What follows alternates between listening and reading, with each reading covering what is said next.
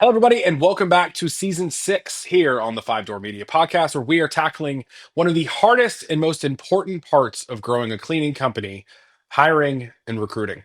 From attracting the right people to building culture to keeping top talent, this season is all about solving the people puzzle in the cleaning industry. Today's guest is someone who's become a go-to voice on this very topic. Libby Delucien is the founder of Woot Recruit, a platform built to help cleaning business owners and other home service industries systematize their hiring and consistently attract the right candidates. With years of experience in building and scaling teams, Libby understands both the strategy and the psychology of recruiting. She knows that hiring isn't just about filling positions, it's about creating a workplace where people actually want to stay and grow.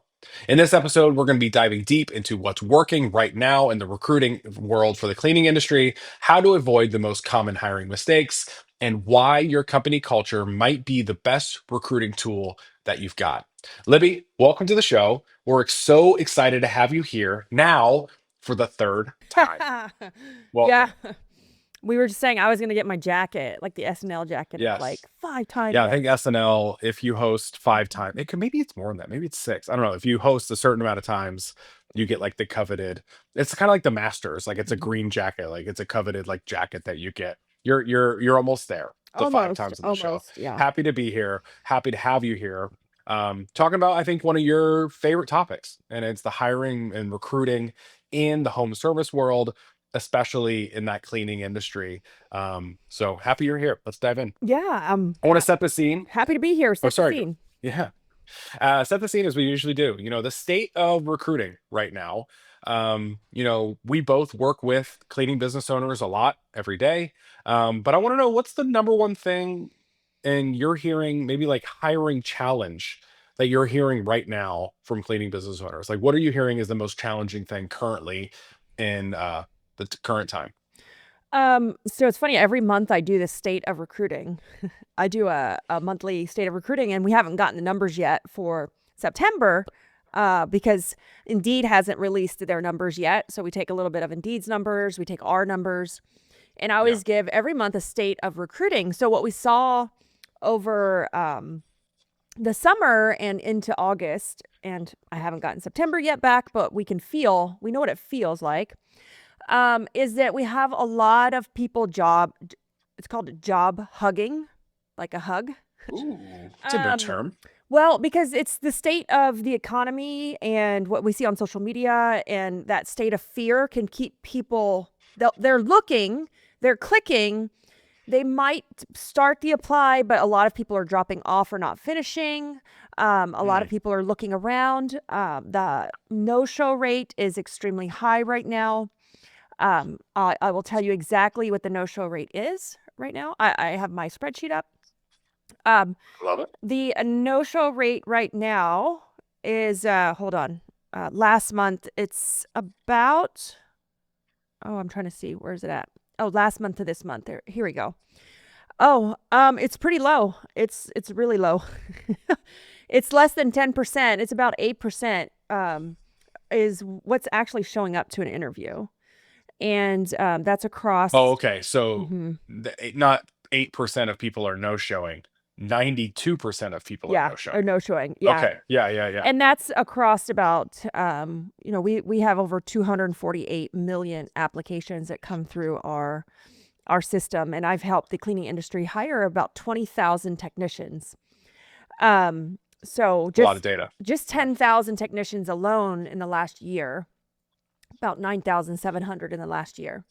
Um, and what we've seen is a lot of people job hugging, so kind of staying, and we have to entice them to come over and leave their Mm, current jobs because of that fear factor. A lot of things were going on in the world over the summer. Also, summertime, if you're recruiting for cleaning, especially residential, we know that we hire a lot of women or female cleaners. And so, if that's the mhm, case, during the summertime, there's no school. So, it's got to be worth them to pay for childcare, to go to mm, that interview, to start up. Or a lot of people just say, I'm going to wait till school starts, or I'm going to wait till, I send my daughter off to college, until I start going back and looking for those jobs.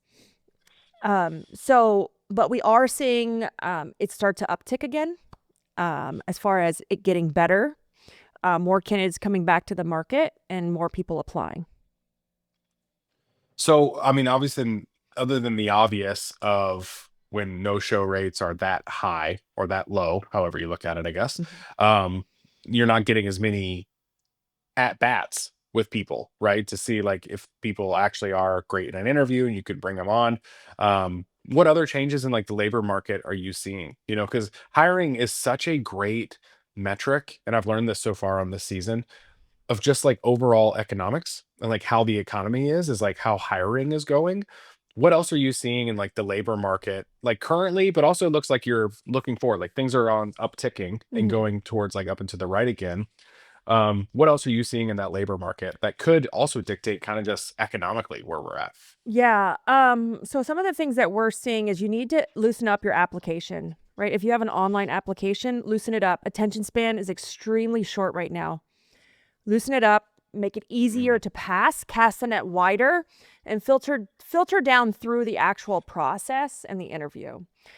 If you don't want to do that, those were my two suggestions last month was either loosen up on your application or spend more money to get more volume. Pick one. mm, Um, so that's one thing that we see. And the other thing I see happening in the labor market is that all of our seasonal jobs are starting to be posted. So if you were already in a deficit and you're not staffed up by the time like middle to end of October comes, you're going to be struggling again because we're competing with hospitality, malls, restaurants, yeah. food service, hotels, um, Christmas light companies. Christmas light companies. Yeah. So we got to make sure we remember that when it comes to the market, we're always in a deficit. There's more jobs than there are people during the holiday season. So 100%. it Yeah. happens every year, but when it happens, everybody's like, "Oh my God." And I'm like, go back and look at last year. It happened again. It happens This is the every trend. year. Yeah. So we know that it's loosening up, but you have a very small window. So either spend more money to get more volume, whether you're doing it on Facebook or Indeed, and or loosen up that application so that you can get some volume coming through and get a bunch of people hired before the holiday season comes. Super smart. Love that. So, I mean, one of the first steps in hiring is obviously figuring out the science of attracting not just candidates, but the right candidates. And I think Root Recruit is all about making recruiting a system. Go Mhm. figure. Libby built something that's all about making a system. But what would you say are the key ingredients of a job ad or recruiting funnel that actually works in today's market that really does a good job of bringing the right candidates? Well, Drew, you would appreciate this being a marketing company. A job ad is not a job description. Mm, Long gone are the days of putting a job description up as your ad and also a laundry list of demands. I read some job ads and I'm like, I wouldn't even want to work for you. um, so it's an ad. It is to attract people. It is to advertise a job. So what are all of the key reasons why I should come apply for your job? That's one thing that we need to make sure we're doing to attract the right people, but also what does the right person look like? So many people I know go and copy and paste other people's ads. And I personally yeah. know, and you know this person too, but I won't share who they are. Personally know someone Ooh. who was sued because he copied a friend's ad, and that friend was in New York and he was in Michigan, and someone sued him because it violated um, employment labor Yeah. laws in Michigan versus like New York. And how do you know your friend is compliant anyways? Like it's like you don't Sure. get caught until you get caught. Got Yeah. sued, and I'm pretty sure he lost. I think he told me it cost him about 30 grand. Jeez. And the person didn't even apply to his job. He saw the ad because he was violating something in that ad. He got sued. So we need to know My what we're looking goodness. for. We can't just go copy and paste someone's ad and expect like the perfect fit to show up. No, that's their perfect fit because that was their ad. Mm, yeah. So I have a whole training, and it's called the Employee Avatar. It's how do I work through the steps of creating the avatar. You could call it the ICP, Ideal Customer Profile, Hmm. which is we do for marketing. The employee avatar, so I know what I'm looking for. I know their likes, their dislikes, their characteristics, their hobbies of my perfect employee. So then I know how to target them. Yeah, So I think that is key, and that is the first thing that anyone sees anywhere, whether you're targeting again on Facebook or Indeed, they see that. So you got to make yeah. sure you're attracting the right people, and it's not a laundry list of demands, and it's not a job description that you put up as a job ad. An ad is to attract. I love there's been in the few episodes so far this season, and you just brought it up yourself. Like there is such a comparison to just marketing world compared to like hiring and recruiting. Like they're each could have a funnel, each needs to be like the right messaging. And what you just described as, don't just post a job description. Like a job description is not a job ad. The same way in marketing, too many people sell a service and not a solution. No. Right. And it's like just this slight change in messaging that can make a massive difference for ad campaigns for selling your services. Stop just telling people what you do or like the details of the services. They don't care. They want to know, does your service solve their problem? Is it a solution for their problem? Same thing in the hiring world, right? They don't really know at this they don't really care at this point.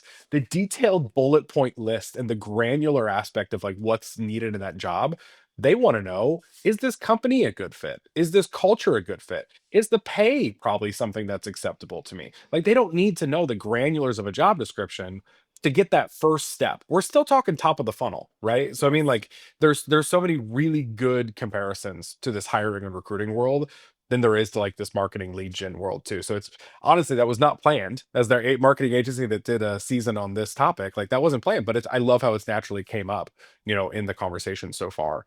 So we've talked about like what are the ingredients of a great job ad, or that recruiting funnel that we're talking about.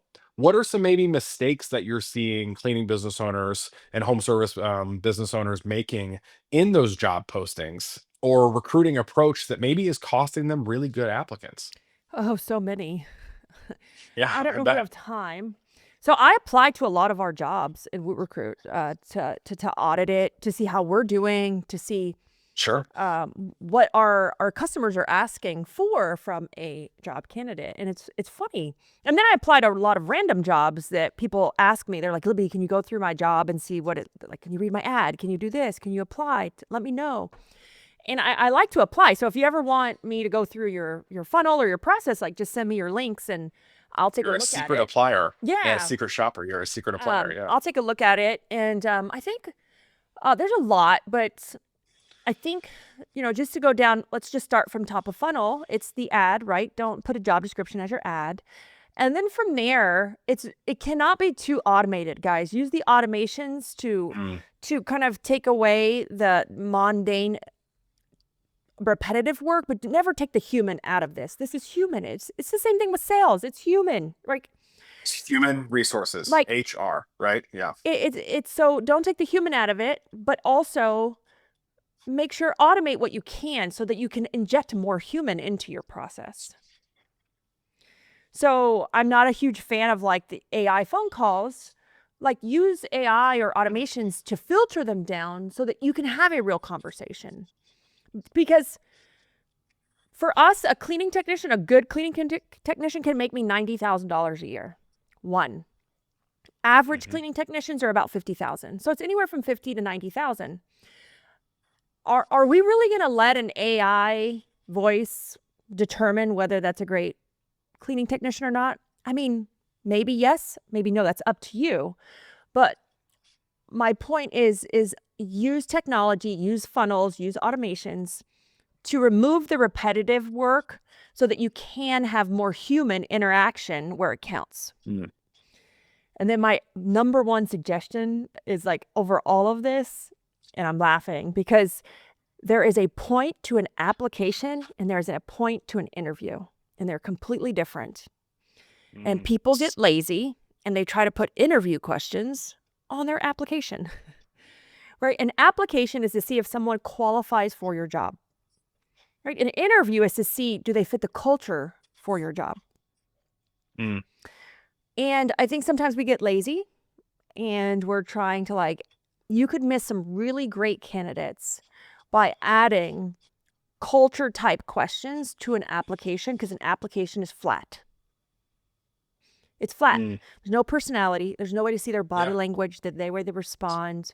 So It's black and white. stop Yeah. trying to put like interview questions in your application. It's really good. Yeah. And you mentioned culture, which is, I feel like every time you've been on the show, we do this all the time. That's literally the next like subject I want to talk about is culture. So this is perfect how that flowed into it. Specifically culture as a recruiting advantage, and I think I've heard you often say that culture sells. How can cleaning companies use their culture and values as a magnet for the right employees? I think too many people, or a lot of people, they focus on maybe just pay or hours or things like that to attract right candidates. But that culture is such a secret weapon, or like that secret ingredient that can make that a whole different thing. Tell us about that. So I always say when we're talking to people, you got to have one of two things. You either have to have great pay or great culture. If you have both, you're great. You're golden. You're doing well. You're doing well. And a lot of people, if you're struggling with recruiting, I am so black and white and so honest.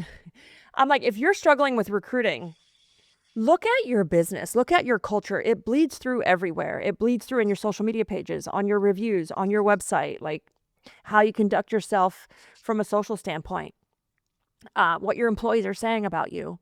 And if you're genuinely struggling with recruiting, it could be that maybe your culture isn't as good as you think it is.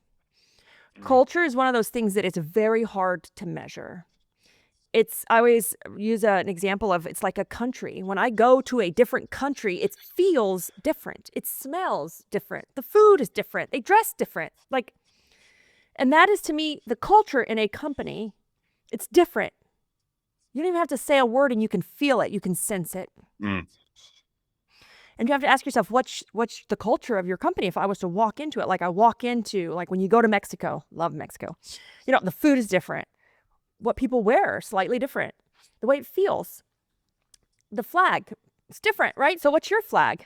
Yeah. Yeah. So culture is a huge weapon when it comes to recruiting. And we always teach this in Woot Recruit, we have a 13-step flywheel, and it's the last rung on the flywheel, because if you can have great culture, you can keep that flywheel going, right? When you become this machine.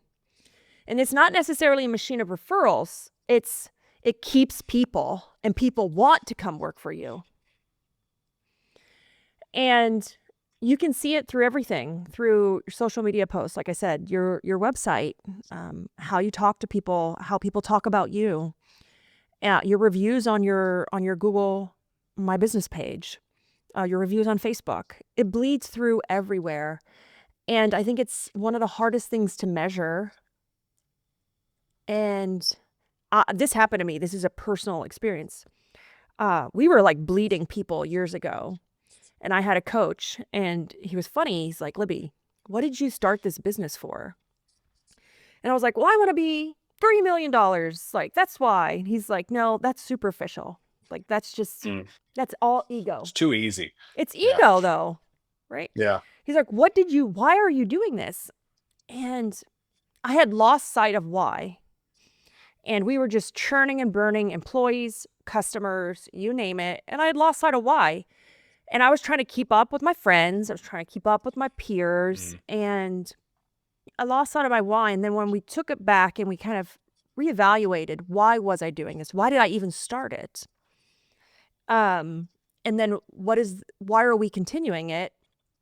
We repositioned everything from our ad to our job to how we even interact with our employees. And for us, that changed everything. And my culture, when we looked at it, it was not as great as I thought it was. It's like you wear those rose-colored glasses when you're the owner. It's your baby, and you think it's perfect. Yep.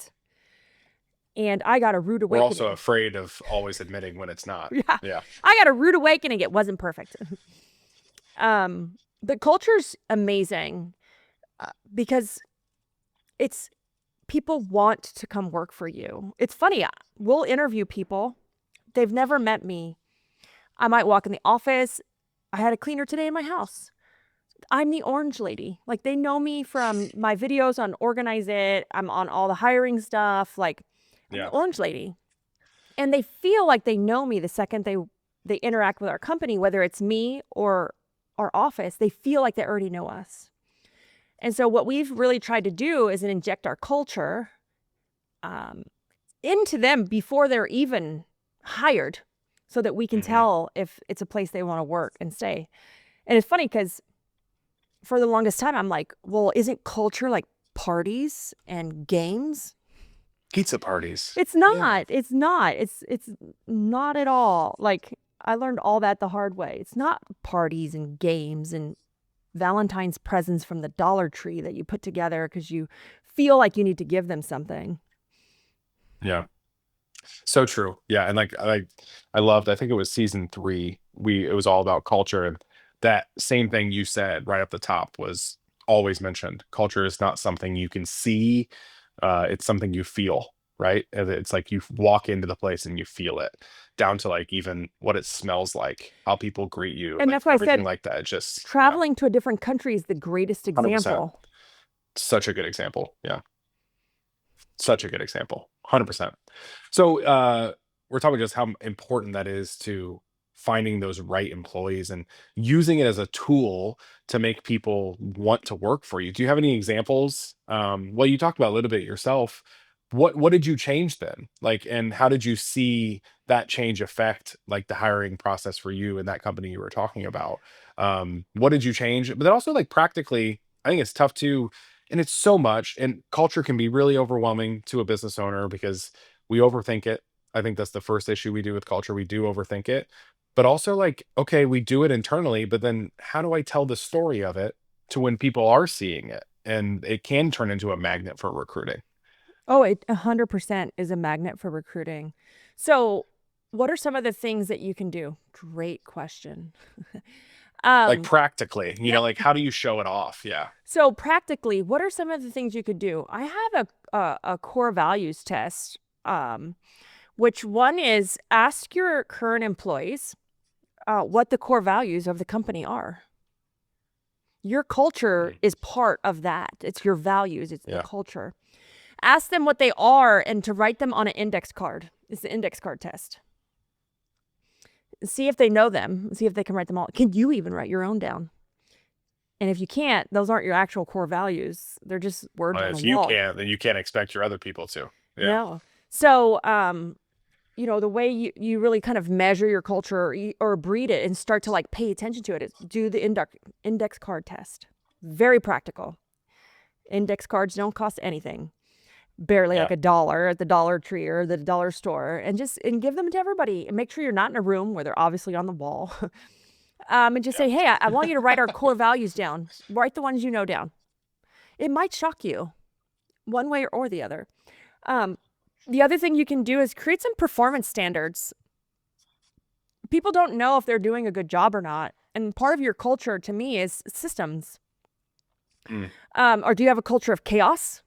Do you have a culture of being disorganized, or do you have a culture of systems? In my micro playbook, micro play talk, and I do all this stuff, and I say, you know, being organized, having systems, and getting that freedom doesn't just happen. You have to create a culture of standards. Hmm. And so ask yourself, like, what is our culture? Is it a culture of chaos, or is it a culture of systems or standards? Only you can answer that, but you could also ask your employees, uh, that difficult question. Yeah. And then I think the last one is your core competencies. Mm. No, hardly anybody talks about this. And this really defines who you are and your culture. Like, what's your core competencies? And it's great for marketing, Drew, like of your business, you know, typically. And if you're an EOS fan, like this could be your 3 uniques kind of Yep. reworded, but core competencies. And so what makes you different? That's why people come to work for you or stay with you. what makes you different, and shout it from the rooftops. So we're the most organized cleaning company in the world. Like, that's one of our core competencies. And so to come here, you have to hold up to that standard. But it has to be who you are inherently. That's who we are. We're not It's gotta be parties. true. We're not parties and Yeah. games. Yeah. The mantra can't be something you like hoped for. Like it has to be true, like who you are. Yeah, and typically our core competencies, maybe our competitors, we cross over with like 2, but you should never have like all 3 or 4 the same as everybody else. And if you say, "Oh, we're good at cleaning," I'm like, "No, that's BS." Because you're not as good as Betty with a bucket from around the corner who will get on her knees Yep. and scrub that floor. You're just not as good. So what's your core competency? And those really make you stand out, and it makes you question, who are you attracting and who are you keeping? And typically when we don't have great culture, we're spending the majority of our time on the bottom 20%. It's the 80-20 rule. We're spending 80% of our time on the bottom 20% of our people who are constantly causing chaos. And that's why we're losing good people. Yeah. And we're not focusing on. Yeah. Mhm. I mean, there's core competencies and your 3 uniques. There's like so many different ways to talk about that. I'm a big Simon Sinek fan, and I feel like so many people, big Simon Sinek fans specifically, like to start with why. And like you talked about your why and rediscovering your why and how you can wander away from your why and you're not walking in your why. There's too many people that define their core values or their 3 uniques or their core competencies by what they do. Some of them do it by how they do it, but like very few are people actually defining those things why they do it. Mhm. I'm a big believer people do not buy from you because of what you do. They buy you from why you do it. And like too many people are focusing simply on just what we do. Going back to that job ad, right? Job description. Stop telling them just what they're going to do. Tell them on why they're going to do it. There's a good job at, right? And like what the impact that comes from what you do and why you do it, that's what you need to be talking about in job ads. I have one great tip. And this goes back to like, what's one of the biggest mistakes people make? I see Mhm. so many cleaning business owners not put a face to their business. Mm. And that's the why. Why do you think that is? I don't know. So I get this a lot in recruiting and then being in the industry. Like, they don't have it on their Facebook profile. They don't have it that they work Yeah. there. They don't, like, when we set up some automations, they're like, "Don't put my name. Just put the team." Like, Yeah. but the why has to be, it's you. You are the why. I'm getting ready to teach this in boardroom for actual Dan Martell in 2 weeks. And it's from invisible to influencer, and how this drives your company, and it makes you different. It doesn't just help your marketing, it helps your recruiting. People Mm. have to work for something bigger than themselves. They are drawn to something bigger than themselves. And for everyone that works for you, your goal has to be so big that theirs fit inside of it. Hmm. And so if there's no face, if there's no name, if they don't like, if there's no great leader for them to like follow, they're going to go follow somebody else. Yeah. You need to be the Wizard of Oz, right? Yeah. You need to have like that big, bold, dreaming character leading the I way. think it And scares his people. dreams was so big. No, it Oh, scares 100% it people. scares people. I mean, yeah, and it's, I mean, in the cleaning industry too, it's high majority women business owners, right? And like they're not used to taking that front stage position in their life in general, right? A lot of people started their cleaning business owner or their cleaning businesses not because they thought they would be a business owner, but like it's like, oh, I'm really good at cleaning. They never thought they would need to be this leader position. So it's a mindset thing. It's a Yeah. hard thing to switch, but you're so right. It's a Especially you're right. It drives me crazy when they're in their profiles. oh They my don't even mention I'm the owner. I'm like, that's the most easy thing. And like I've also heard, well, I'm afraid like what if somebody gets mad at us or if like yes. we screw up or something, And they that's what I never was come going to before. I'm like, say. yeah, but like what if they love you and they want to come to you because they love you? Well, so here's what I see a lot is that a lot of cleaning business owners are very aspirational. They have goals. They want to be that $1 million cleaning company, and they're scared or nervous about what are their technicians going to say about them. Mm. And I mean, I just want to use myself for an example. We had to organize it quarterly. My profiles, by the way, guys, are open. My cleaners follow all of them. I don't care. Yeah. But again, my dreams have to be so big that all of my employees, whether they're Woot Recruit, Organize It, Sell, Convert, Clean, One Layer, all fit inside of it. So that means, oh crap, like I gotta have some big dreams. But the other day we had to organize it quarterly. And this still, I mean, I understand where they're coming from, because sometimes I'm like, oh man, we had just hit bestseller. And, you know, I did the same thing when I got the green jacket from CBF, right? I was like, who am I going to share this with? Oh, they're not going to understand. Oh, I don't want to tell them. And that could be the furthest thing from the truth, guys. When I hit my green jacket for the $1 million, they threw me a party. I didn't tell them. They were following me on social media. Yeah. When I hit bestseller, and that following Tuesday, we went to our Organize It quarterly. So we have all of our meetings on work time. And so we had our Organize It quarterly 2 weeks ago, a week ago. I don't remember. My cleaners bought me gift cards to restaurants. They know I'm a carnivore. So like, I got a gift card to Texas Roadhouse, another one to Outback. One of them bought me an orange hat.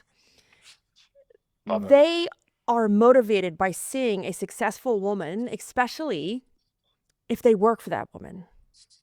It doesn't, and we're scared in our mind that it's going to do the opposite. And so I challenge you guys to like open up and and we're, you know, it's happened to all of us. It happened to me, like, you know, cleaners steal customers. It's very rare that it happens, guys. It doesn't happen enough that it should keep you from hiding. It's just one of those situations, and I've been saying this a lot lately.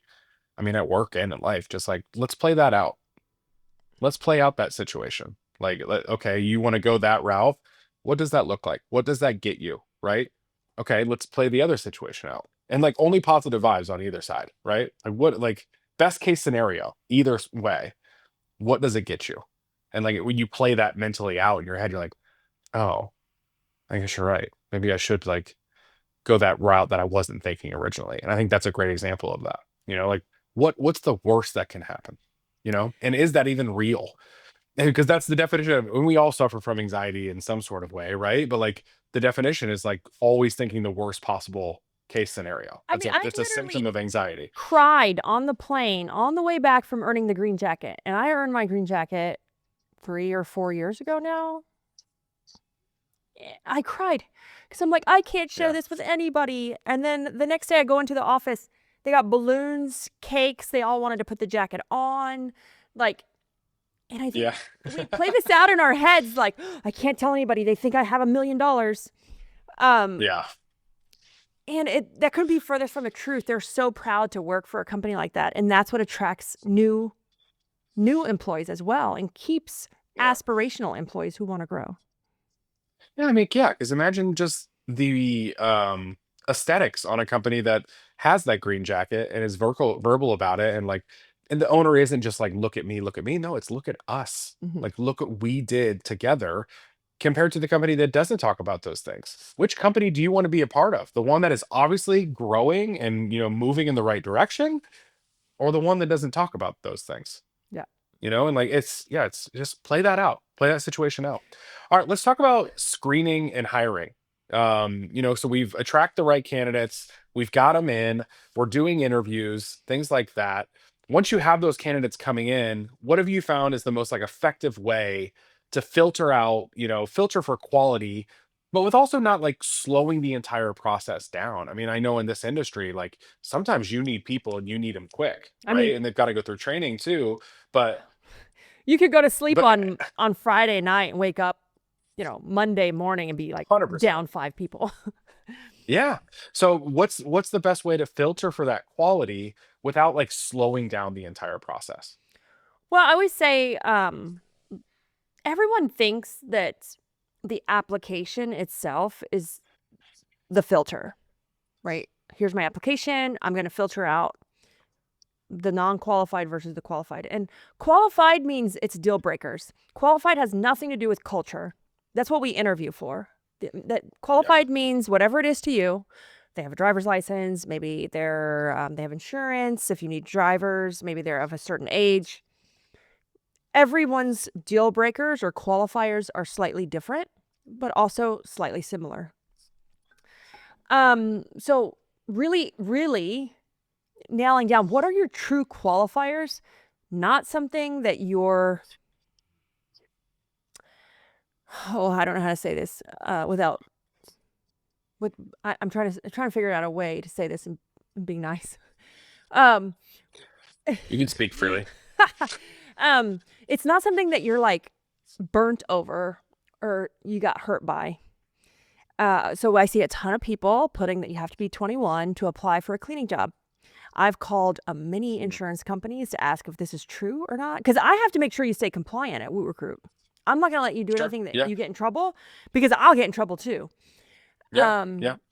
And so most of it comes from very, very few carriers require that. What I found out was a lot of people have been burned by it. So just making sure that your application is true qualifiers, and not based off emotion or past experiences. Yeah. One chapter doesn't have to define that whole story. Yeah. Basically. And there are some great young people right now that want to work, man. I've just hired a Yeah. couple. I mean, they're phenomenal. So just making sure that your qualifiers are true qualifiers. And then that's only one part of the process. The funnel itself, the steps. So I created Woot Recruit years ago. That's also the qualifier, guys. If they can follow the process and they stay engaged in the process, that's part of qualifying.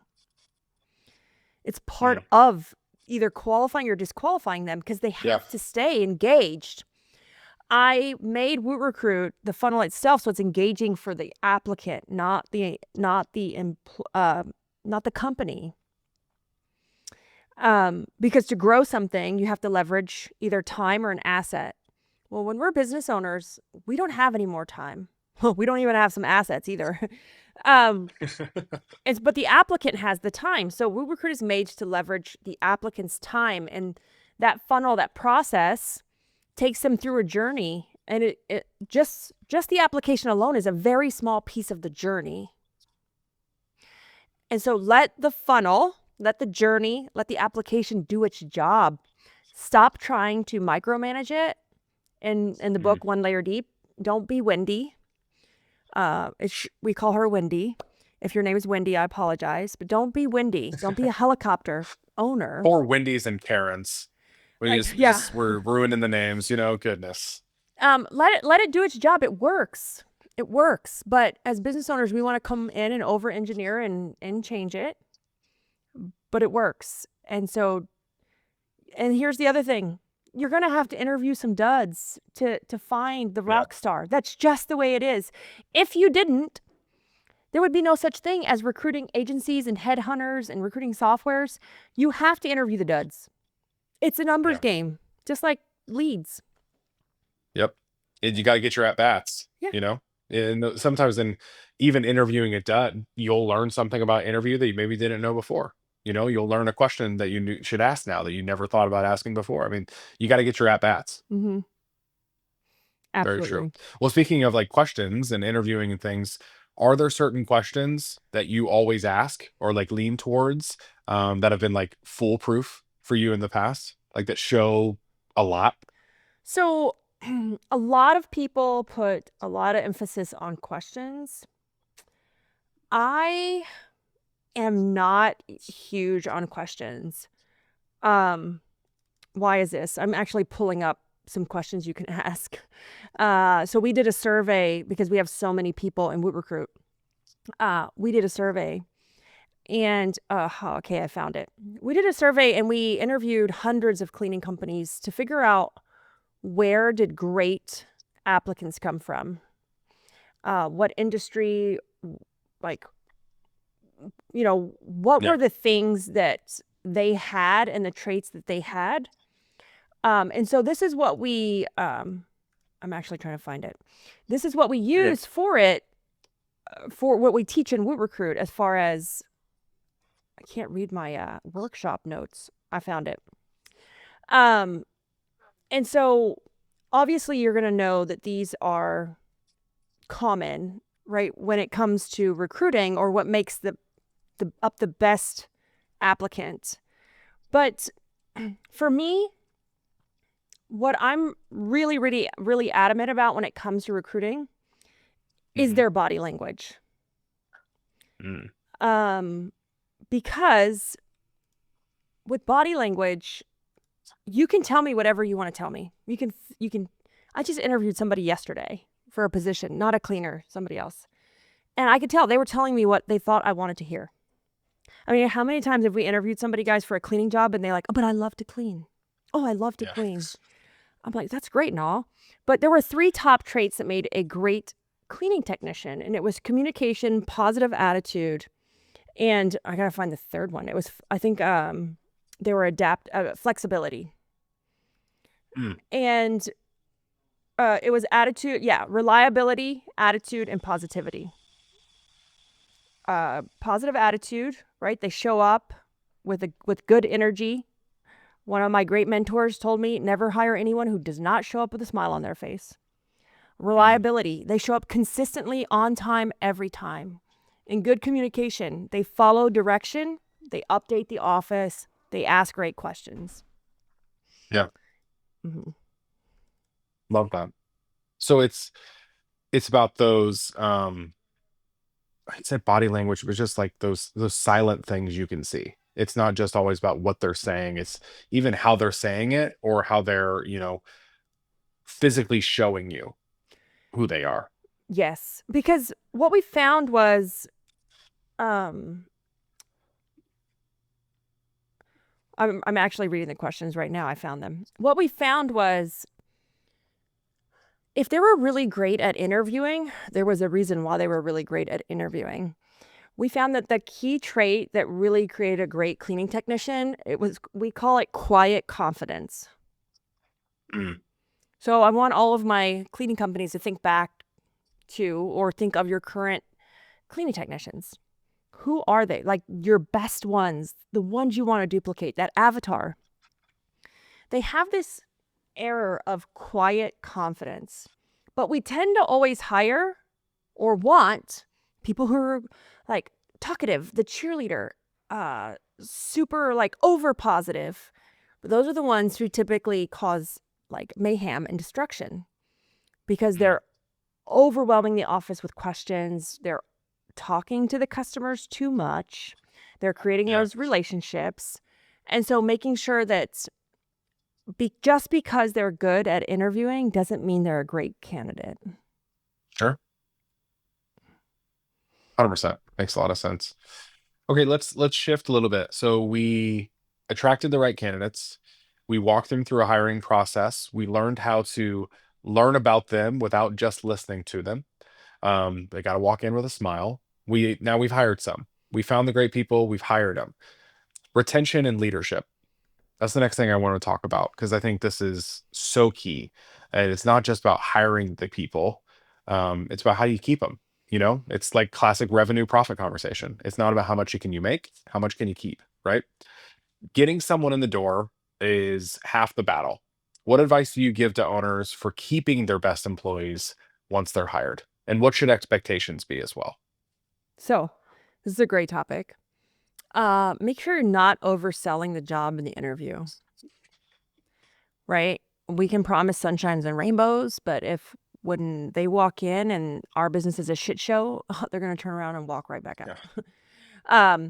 So don't oversell the job during the interview. And if you are a shit show, tell them that. Like literally say, hey, I want to bring you on board, but man, I'm just going to warn you right now, my onboarding is not the best, but I'd love to have you. Like, stop overselling. Stop trying to pretend that you're something you're not. Stop trying to pretend like you have it all together, because every time we oversell or every time we fall short on a promise, we're eroding at that trust, that confidence that employee needs in a job to stay there. Like, I hired this great person the other day, and this doesn't even go for cleaning technicians, for whatever. I hired this. Any job, yeah. He came from Amplify, which is a giant software, an LMS learning software. I stole him from Amplify. I said, dude, I don't know why you're interviewing with me. I said, I don't even have a job role for you, because I didn't. He just landed in my Yeah. lap, and I was like, I don't even have a job role. I'm going to be honest. But man, I would love to have you. If you can just come on board and like, you know, We'll figure it out fake later. it till you Yeah. make it. I'll Yeah. figure it out. I need you to learn what we do. He worked for Woot Recruit. I said, I need you to kind of learn what we do in Woot Recruit, just do some stuff. And then I have an idea for a project. Um, and he took the job. I waited 30 days for him because he wanted to give a notice. Yeah. And but just be honest. I think when we oversell the job and then we fall short on our training, we fall short on our onboarding, on our orientation, we lose people and we blame it on the people.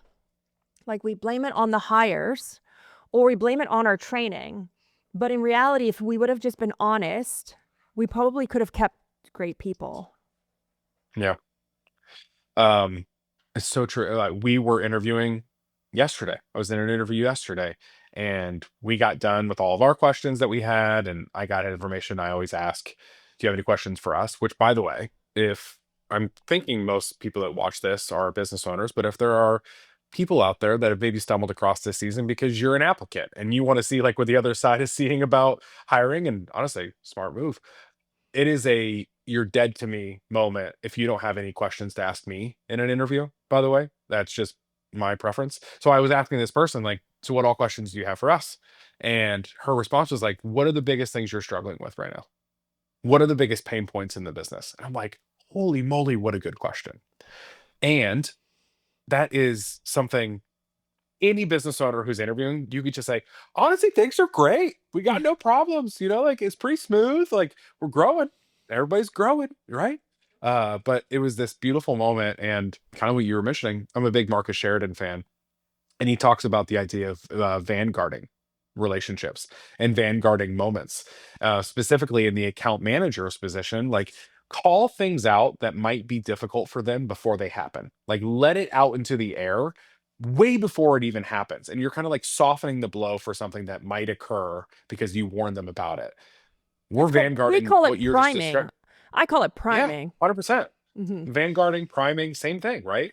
So talk about, yeah, we're really working on our onboarding, ironically enough. And honestly, we love that you've had jobs at places with great onboarding systems that you could help us with this. Like, priming those situations is so much better than just making something up or even like lying or like, stretching the truth even in that moment. They're gonna find out, right? And if like they remember that question they asked in that interview, and then 2 weeks later, they're like, "Where'd that answer go?" They're gonna find out rather than use that moment to, like, prime that situation, tell them how we think you could help in that situation. It's so true. Like, that is such a great thing and a great vulnerability moment, right? Um, to show that in an interview, because then it's an attractive thing, I think, to an applicant to be working for someone who admits, like, "I don't have it all figured out. That's why I'm hiring you." You know? Such a good point.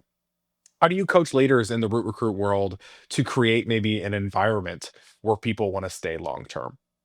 So like we've hired them, they're working out, they're past onboarding, but like what type of environment can you help people create that does help people stay for a long time, especially those perfect, really good candidates?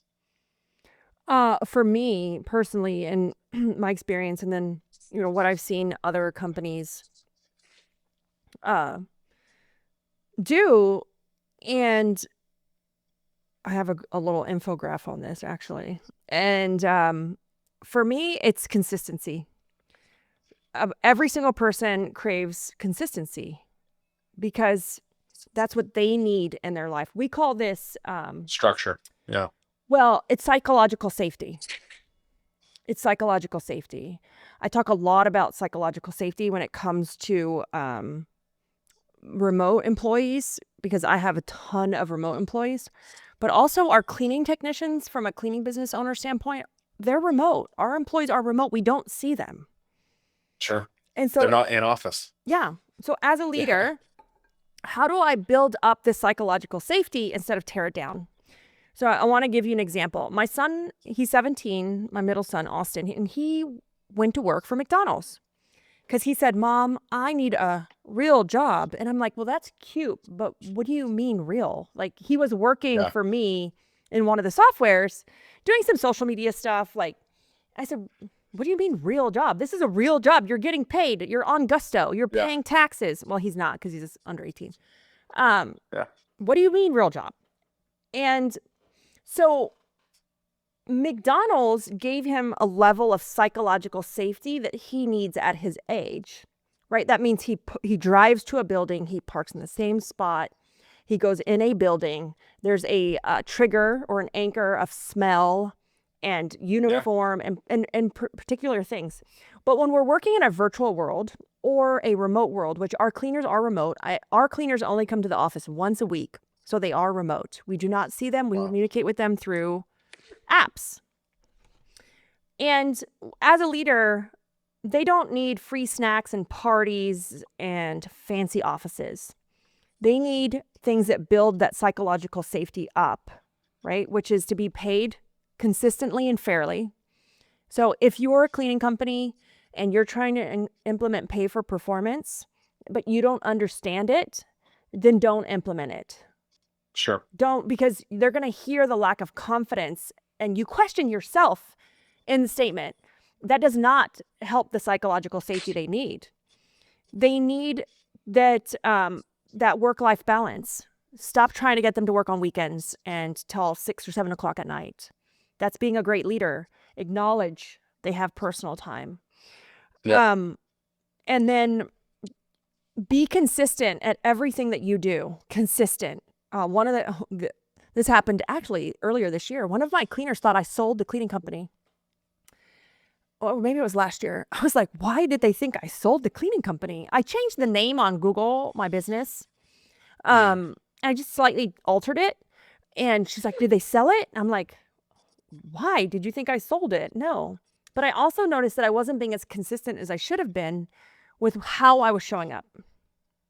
And so how are you showing up? Be consistent in how you show up when you show up. So I have a communication cadence. Because we are all remote, even in cleaning, we're remote. I have a communication cadence that I follow, like to the T of when can they expect to hear from me, see me, a video from me, a team meeting. That builds that psychological safety that they need. It's even more important because we don't have that thing like McDonald's has where they're coming to the same place every time. They're driving. Yeah. There's no smell association. It's a hurdle for sure. Yeah. Yeah. And every time you miss those things and you're inconsistent as a leader, you're diminishing that psychological safety that they have, that they need in a business. That's why we lose good employees to lower paying jobs. They need the psychological safety that we are not giving them. How true is it too? Because when you were describing what your son loved about going to McDonald's to work, sounded awful. I know. As like a business owner, like, wait a minute, you just do the same thing every day and you like it? So I feel like that's a hurdle business owners get to, like, they are not you. They don't think like you. They don't want what you have and what you want. Stop just assuming that they do. They want your employees don't want the chaos that sometimes you love, right? Like as the business owners, we love that chaos, that controlled chaos sometimes. I was They don't want it. A cleaning company owner, and she was injecting chaos in her business. And I said, hey, man, like, you're kind of bulldozing, you're injecting chaos. Yeah. And she goes, but I like it. I said, yeah, but your employees don't. Yeah. Do chaos on your own time. Yeah, not your employees' time. Yeah. So true. Well, let's talk about the future a little bit. Let's look ahead like 3 to 5 years. How do you think recruiting in the cleaning industry will evolve? What do you think will change? What do you see down the pipe in like 3 to 5 years? That's a great question. Because I own softwares, I think our world in software will change a lot. I don't think in 5 to 10 years, I don't know about 3 to 5, but in 5 to 10, and I'm in a lot of software groups. I have a big time software coach. We talk about this often, and that, I believe software will become obsolete in 5 to 10 years. You're not going to be paying for a CRM, like certain CRMs, because AI will be so advanced that it will make you your CRM. Yeah. You won't even need to understand it. It will make it for you. You're not going to be paying $39 for a tool or for a CRM, or it's crowdsourced, kind of like a GitHub where it's crowdsourced. And if you don't know how to make it, here's the code and we'll make it for you, like free code. Sure. Because AI will be so advanced. So that's on the software side. But on the residential cleaning side, or even commercial cleaning side, I think it is not going anywhere for a very, very long time before a robot can learn how to make Mary Jo's bed properly each time, and her dog's name and how she likes like particular things done. And I'm just saying Mary Jo as like an example. But I think it's going to be a long, long time. And I think recruiting, to be honest, the way you're going to be different is by being more human, not by being more automated and more AI, because that's where it's the same thing happening in marketing right now, right? Yep. Google That's AdWords. why I don't know if you noticed my smirk. Google Yeah, AdWords is yeah. flooded right now. The cost for a freaking lead on Google AdWords, I'm like, oh my God, because everybody's doing it. Like everybody, like it's so expensive. When I started years ago, it's like cheap. Yeah.